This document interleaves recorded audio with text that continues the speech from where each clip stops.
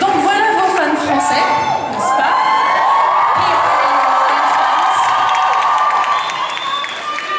Maisie, what do you think of the French fans? Honestly. You guys are really loud.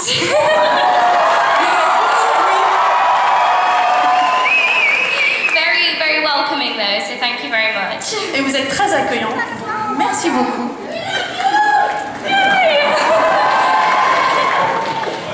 Sophie, est-ce que vous pouvez nous dire de quelle manière Game of Thrones a changé votre vie? Could you tell us how the...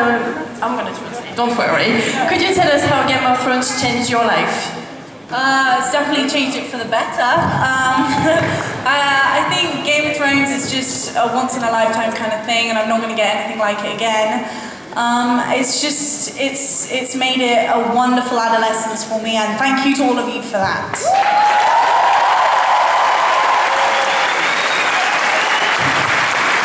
Donc vous l'avez compris, mais je vous résume quand même, c'est une expérience extraordinaire. Sophie pense qu'elle ne revivra plus jamais quelque chose comme ça et elle vous remercie énormément de lui avoir permis d'avoir une adolescence merveilleuse.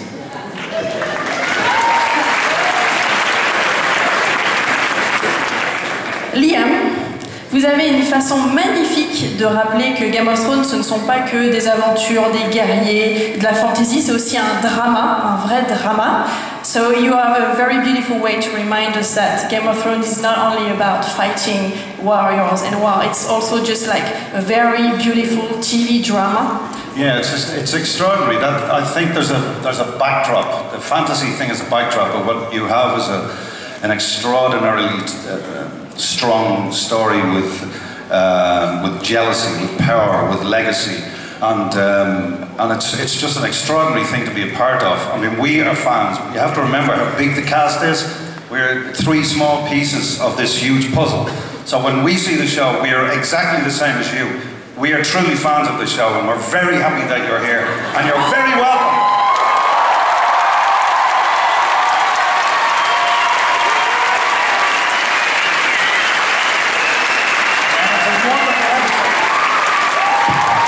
It's a fantastic episode. You have a real treat in store, and you're watching it with a room full of fans, and it's going to be magnificent. You're going to love this.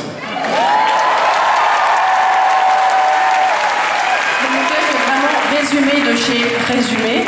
La fantaisie dans Game of Thrones, toutes ces guerres, c'est aussi un background pour des histoires de famille, des histoires d'amour, des histoires de trahison. Et Liam rappelle que eux aussi, les comédiens, le cast, sont hyper fans de la série, comme vous, et que là aujourd'hui, ce sont juste trois personnes normales, super heureuses de vous rencontrer et de faire partie de cette aventure absolument incroyable. Et il nous disait que l'épisode qu'on allait voir allait être un peu dingue. En résumé, c'est ça.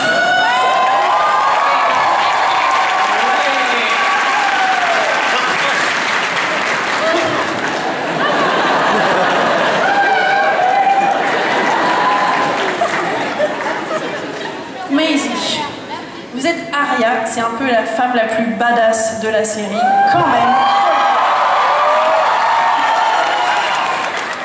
Donc j'aimerais savoir de quelle manière elle peut vous inspirer dans votre vie quotidienne. So, like you understood, I said you are a very badass lady.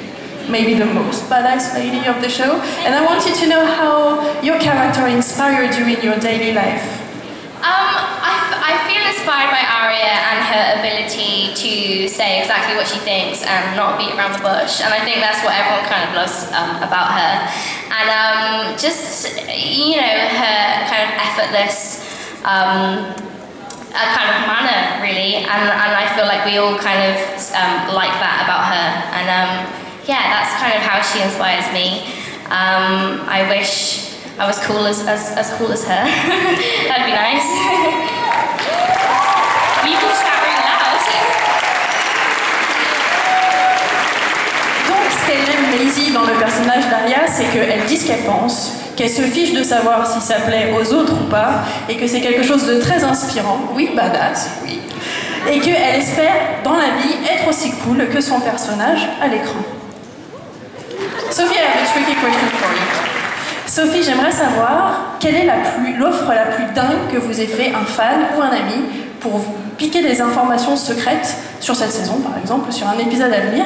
So what is the most insane offer that you've had from a friend or from a fan to try to get secret information about what's going to happen next? Maybe if you want something to be offered to you, it's the moment to ask for it. A Ferrari. Yeah, that would be nice. Get me a house in Paris. I don't know, I haven't really had anything crazy. Maisie and I were at one point in New York and this guy came up to us and was like, "Hey, can I have your number? I'm such a big fan." And he was like, "We can go for a walk in Central Park." We were like, yeah, we were like, "No, thanks." And I think that was probably just a plea for some information on GOT, but lips are sealed. Donc là, ce qu'on disait, c'est que, à la limite, une maison à Paris, ça lui ferait bien plaisir pour avoir quelques infos. Et elle racontait qu'en se baladant avec Maisie à New York, un mec un peu sûr de lui est venu leur demander leur numéro de téléphone et faire le malin. Donc c'était sûrement une façon détournée de demander ensuite des informations. Maisie n'a rien lu car ici, on se tait. Oui.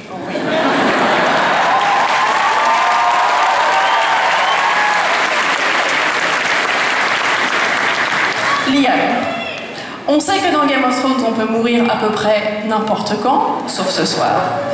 Donc j'aimerais savoir si vous êtes allé fouiller dans les livres pour savoir combien de temps il vous restait, si vous pouvez planifier des vacances ou des choses comme ça. Hold on. In Game of Thrones, death is everywhere. You might die at any second. So I was wondering whether you've been searching in the books, how long you had left, if you could plan any holidays soon, or have you been checking? Well, my bank manager is very scared. Son manager a très peur. So somebody did ask me if I'm going to die in Game of Thrones, how would I like to die? And I said, of old age. Quelqu'un lui a demandé s'il allait mourir et comment il aimerait mourir. Il a répondu qu'il aimerait mourir de vieillesse. Effectivement, c'est une bonne idée.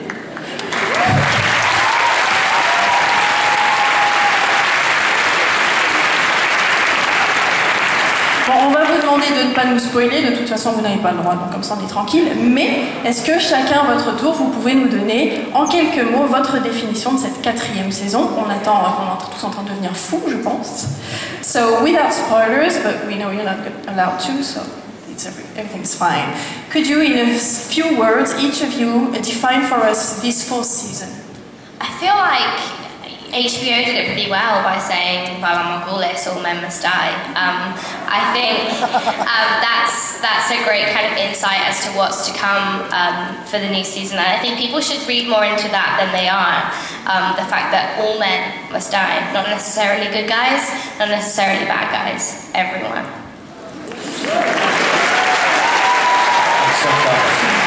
Except Davos. Donc ce que Maisie nous rappelle, mais qu'on sait déjà, c'est que tout le monde peut mourir dans Game of Thrones. Parfois ce sont les gentils, parfois ce sont les méchants, c'est même plutôt les gentils pour l'instant. Et évidemment, Liam lui rappelait que tout le monde, oui, sauf Davos. Sophie.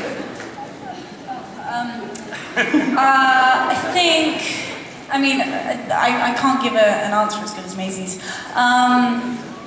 I think maybe the fact that it's Game of Thrones and here, there'll be sex, there'll be violence, and there'll be death. There you go. Bon, je pense que tout le monde a compris, mais il y aura du sexe, il y aura de la violence. Enfin, c'est du bon Game of Thrones, quoi, en fait. Hein. One thing I will say that's slightly different about this season, for 3 seasons we've kind of been building up slowly to episode 9, and when we had this huge drama. It's different this year. There's going to be huge moments very early on in the series. It's going to be enormous. I'm not going to tell you what they are, but it's coming. And winter is coming.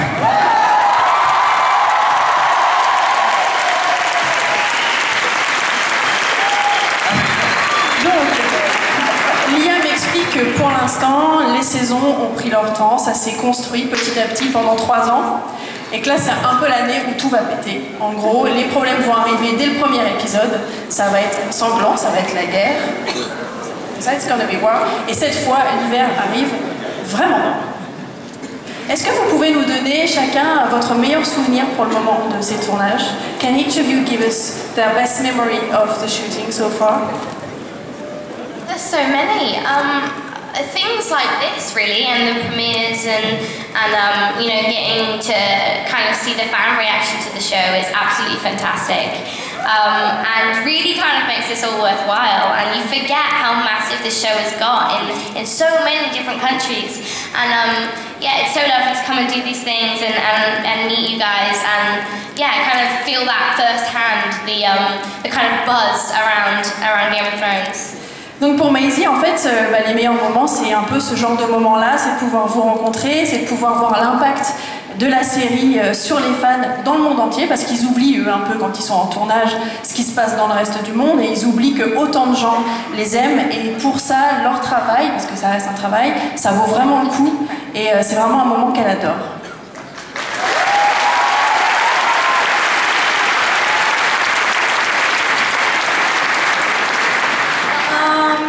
My favourite part of coming back to Game of Thrones after every year is when we didn't do it this season though, but when you come into this room of just the cast and the producers, and you read through the script for the first time, and the ending of, I think it was episode 6 of last year, of season 3 or something, when it said something of, no, because we didn't do a read-through for season 4, right. for season 3, and it was like,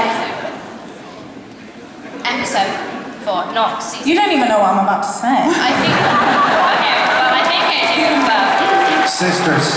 Something about, like, it was something about Daenerys, and it said something like the dragons flying high over. I knew that. Okay, episode 4. Episode 4, the dragons flying high, and we all kind of get chills knowing that we're like the only people in the world right now who know what's going to happen in Game of Thrones, and it's the best feeling in the world.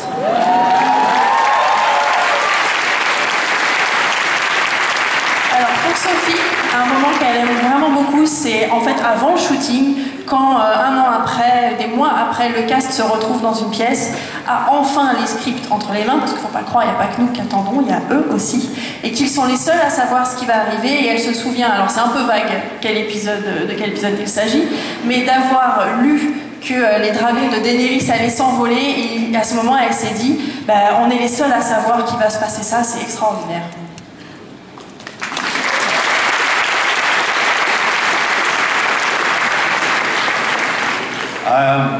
Well, there's a couple of things. I love doing the Battle of Blackwater. I thought was a fantastic episode. But one of the things, apart from acting on the show, which is a joy because you work with fantastic people, is how much people have taken it to their hearts. I mean, you try to do something good, you hope that it's going to be good, but when you see a reaction like this and the way people have stolen it and made it their own, it's fantastic to be a part of it. And I've never experienced anything like this before, and I am very grateful.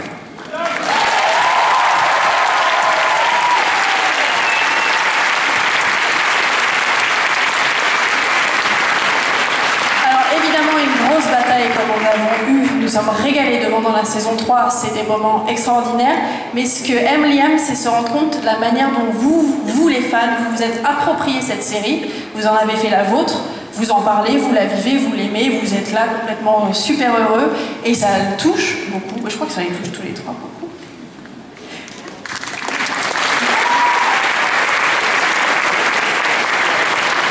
Peut-être qu'on peut demander à... Maybe we could ask one of your fans if they have a question. Go for it. Donc est-ce qu'il y a un fan courageux, jeune fille? Ah bah elle a été rapide. First of all, I just want to say congrats for your driving lessons, Sophie. Thank you! I read it on Twitter. And I was wondering, how did you react when you watched the 9th episode of season 3, of the 3rd season, the 9th Red season? Wedding? Yes, the word wedding. Well, we all knew it was coming, and I think I'd read the script, and I was there for part of the filming of that, the exterior shots. I, didn't really think much of it, like, oh, this is the big episode, and then you sit down and watch it, and you realise, actually, I'm never going to see these guys, in Belfast again, and, next time I see them, it's not going to be the same circumstances at all, and it does kind of hit home a little bit, and, it was really sad, and particularly kind of the fan reaction as well on Twitter. People were really angry, and it was awful, like, it was almost like, oh, too far, People were like, okay, not cool anymore, like, you really hurt me, so, sorry. But we're just doing what the books say.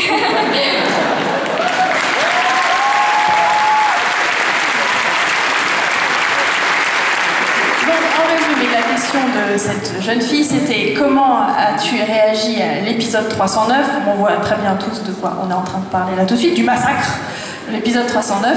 Et ce que rappelle Maisie, c'est que oui, ils savaient très bien ce qui allait se passer dans l'épisode, mais il n'empêche que quand ils l'ont vu, c'est à ce moment-là qu'elle a compris que ces acteurs-là, ces gens-là, elle ne les reverrait plus, et que la série ne sera plus jamais la même, et que c'est pas parce qu'elle sait en amont que ça la touche pas terriblement. En gros, c'est ça. Est-ce qu'il y a un autre fan courageux qui est Speed ? Yes!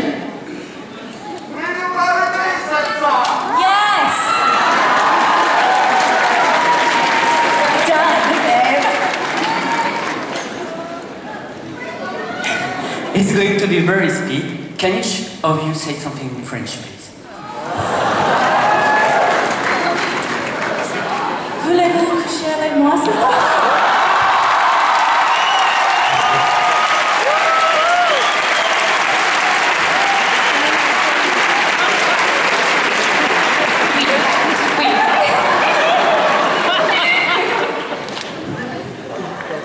Anyone else in French? Je te parie.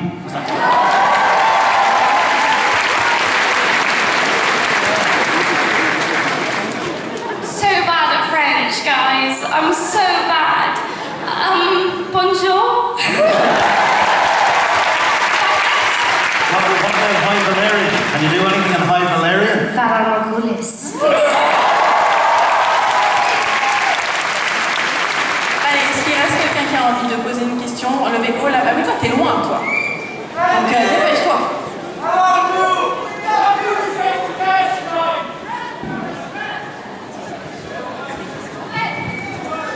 Have you read all the books? No, none of us have read the books, but all for different reasons. I feel like we're doing an adaptation, and that's kind of I get everything from Arya, from the scripts and from the writers, and I do want to read the books, and I will in the future when Game of Thrones, the TV series, is finished. It would be lovely to go back and see what was supposed to happen to Arya and what was really written and how, she was supposed to be. But at the moment, if you get too caught up in what the book Arya is like and what fans want from the book and things like that, it just all becomes too much. So at the moment, I'm sticking to the scripts. Donc Maisie explique que non, ils n'ont pas lu les livres, après chacun a ses raisons de ne pas les lire. En ce qui la concerne, c'est pour pas s'éloigner de ce qu'elle joue en ce moment. Elle a compris qui était Arya grâce aux scripts qui sont hyper bien faits et elle ne veut pas aller plus loin que l'histoire qu'elle connaît déjà. Par contre, quand la série sera finie, dans longtemps, elle s'autorisera à les lire tous. Mais Liam, you said recently that the scripts were so perfectly written and everything was so perfectly organized that there was absolutely no need to be looking further and just be guided by it. Donc, excuse me, sorry. Parce que Liam disait récemment que les scripts étaient tellement parfaits, tellement travaillés, tellement bien écrits, qu'ils n'avaient pas du tout besoin d'aller chercher ailleurs, ils se laissaient en fait porter par le travail des auteurs. One of the unusual things with the filming is the fact that we have two units running, two separate film units running at exactly the same time. So the scheduling has to be absolutely perfect. Not only that, because the scheduling has to be perfect, the scripts have to be have to be perfect. So when we get the scripts, it's 99% sure that there is going to be no rewrites, no nothing, so that they come to the actors fully formed. And that's so unusual, because there's a lot of rewriting goes on a lot of movies that you do, but these things, they arrive and almost exactly what we get on the page is exactly what you see on the screen. So it's very unusual, and it's fantastic, because they're finished. It's a finished script, which is good.